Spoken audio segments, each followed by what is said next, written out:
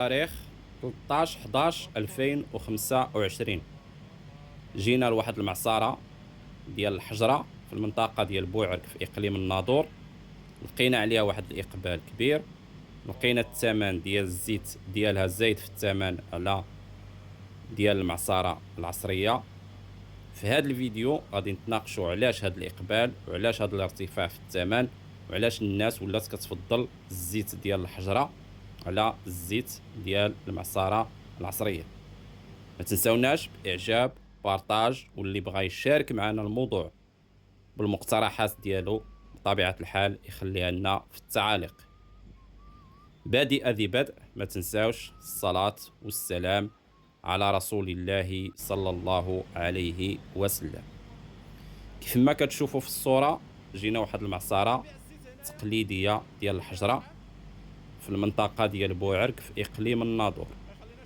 لقينا عليها واحد الإقبال كبير، لقينا واحد الكم هائل ديال الناس كيتسناو باش يطحنوا الزيتون ديالهم. لقينا الثمن ديال الزيت كذلك زايد على الثمن ديال المعصرة العصرية.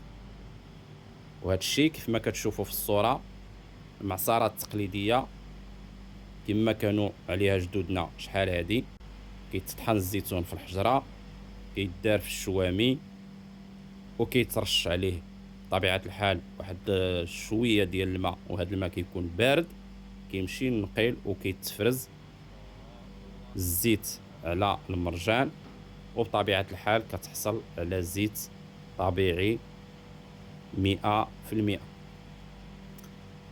الثمن ديالو زايد ب5 دراهم على الزيت ديال المطحنة العصرية.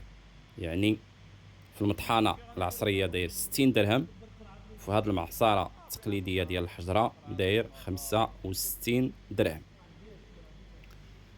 سولنا الناس واهل الخصاص في هذا المجال علاش الناس كتفضل هذا الزيت. قالوا بان المطحنه العصريه كتزيد بعض المواد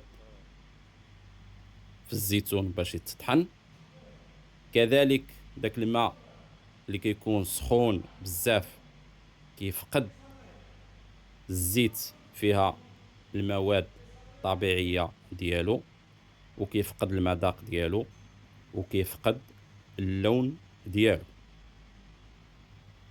كذلك المطحنة العصرية كتعطي الروندما زايدة على المطحنة التقليدية.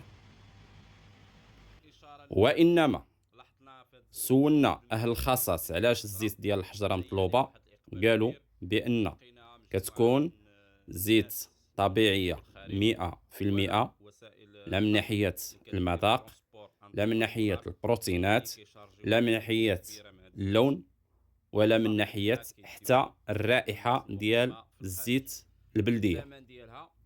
وهذا الشيء اللي خلى الأغلبية، وكيف ما هو معروف، الناس ولات كتوجه لأي حاجة اللي هي طبيعية خالية من المواد الكيميائية